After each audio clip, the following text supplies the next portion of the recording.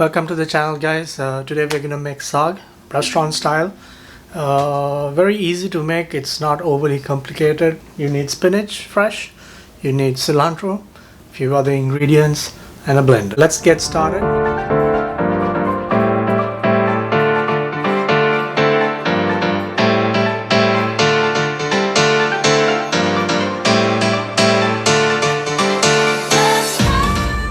Today we're gonna make something awesome. We're gonna make a restaurant style saag.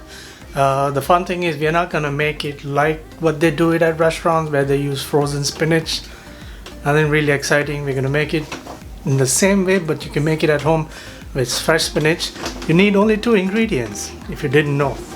The two main ingredients are spinach, right, and some cilantro, and we're gonna pair it with some wine.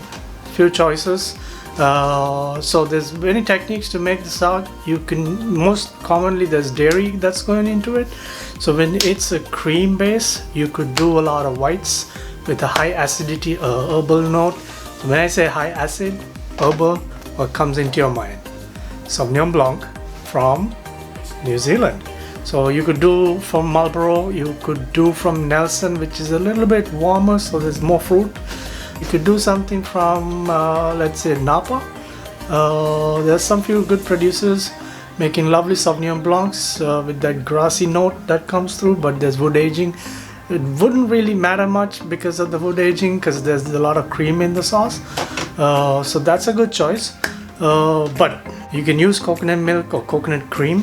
Then you're gonna get that toastier note that comes through. So you could do a red now.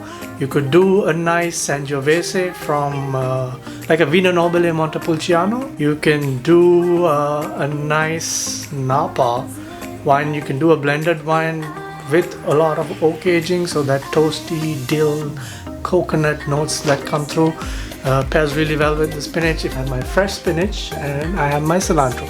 Every wine is down in the description below, and so are the ingredients for the recipe.